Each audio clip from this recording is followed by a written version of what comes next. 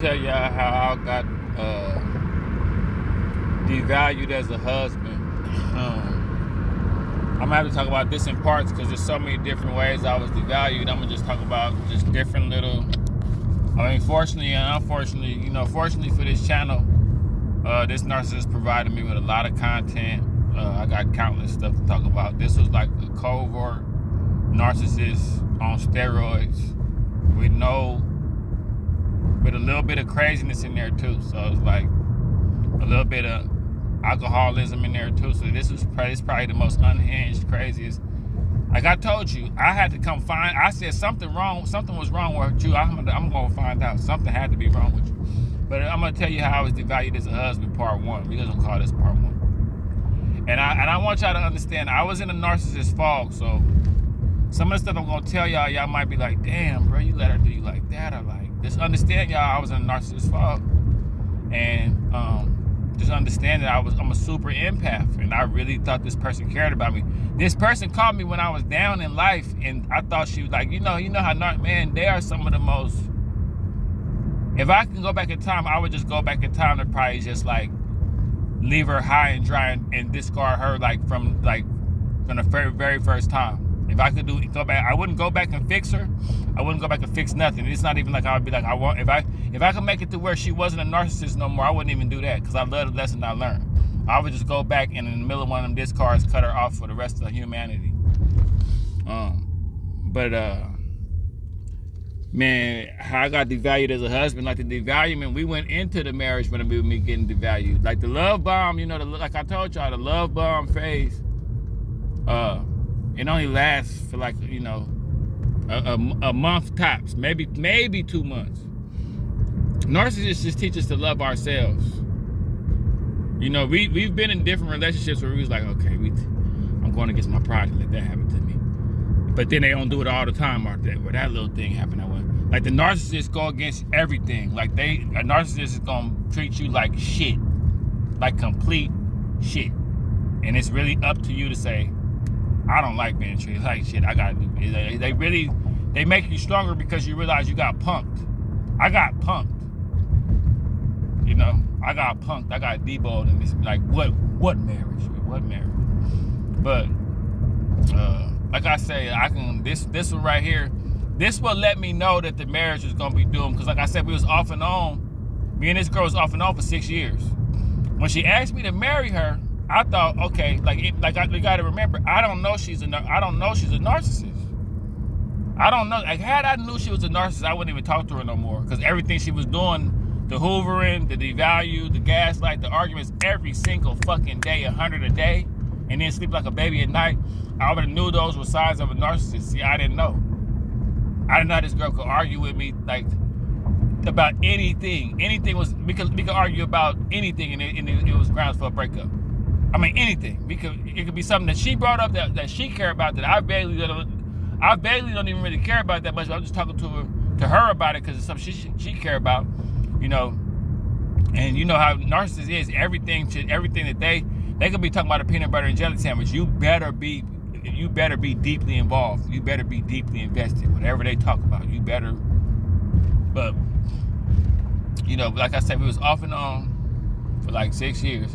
When she asked me to marry me, I literally thought that like each time she came back to me, when narcissists come back, they look at it like you weak for letting them back. I didn't know that. Like I wonder, like, damn, why you're not grateful for me letting you back. They never looked at it like that. They might play grateful for a split second, and then hey, right back to the triangle situation, right back to the ghosting, right back to the gaslighting, right back to them, starting arguments to get time to be with other people. Like that, she went right into that. I don't even know why I went into the marriage. I thought, for some reason, like she thought. She thought she would stop being crazy. I thought she would stop being crazy. But the marriage thing, I'm probably gonna have about 9 parts to the marriage thing. But I'm gonna just talk about this one incident. As soon as we got married, I was like, damn. And I heard my other narcissists talk about how narcissists, they're always testing you. They're always doing something to test you. They're always doing something completely against the grain, completely against your soul, and then be like, are you okay with that? And it's like, but you know me though. Like you would think, like, no, that's not okay. But the fact that you asking me, I guess it's a must, but like that's fucked up. Like what? Like So we get married, right? And this is the coldest part about it. She was like, yeah, we're gonna have our honeymoon. You know, her kids were supposed to go out of town or whatever.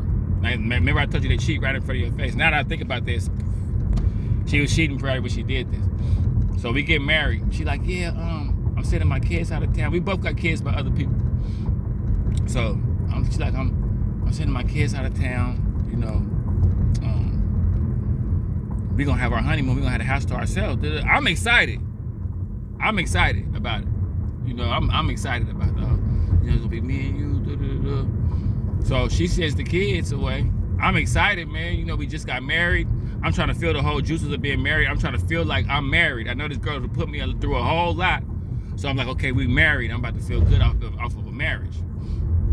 So we get married. Do you know the next day after the marriage, after she told me we was gonna have the honeymoon, I gonna spend the night over her house one time. We supposed to spend our honeymoon time together. The next day she's like, you know what? I think I'm gonna go down to Lake Charles with my kids. Cause they down there and I just, he said, will that be okay? I know you're my husband. I know I'm supposed to like ask you, but I'm just telling you like, and like, so that was like, she was telling me she was going. It's supposed to be our honeymoon. This is going against everything I thought a marriage was supposed to be. And in my mind, I'm like, man, please don't start doing that stupid shit you be doing with me every time we try to talk again. And in my mind, I was like, here we go. So just that right there. Like I say, they like my boy said, they always testing you in a way that's crazy. Like, we just got married and you went out of town. Like, had I would have had any kind of pride, you know, had I had any kind of, like, that was my fault. She straight up said, I'm finna go out of town with the kids.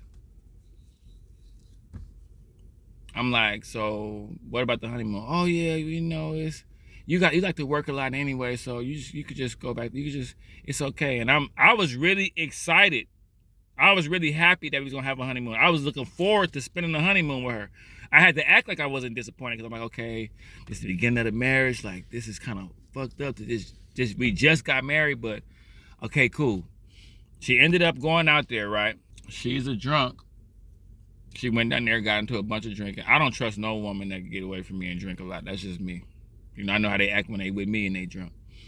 So I have to look at her on FaceTime, my wife drunk talking to me in a whole nother state. Like, oh, I'll be back.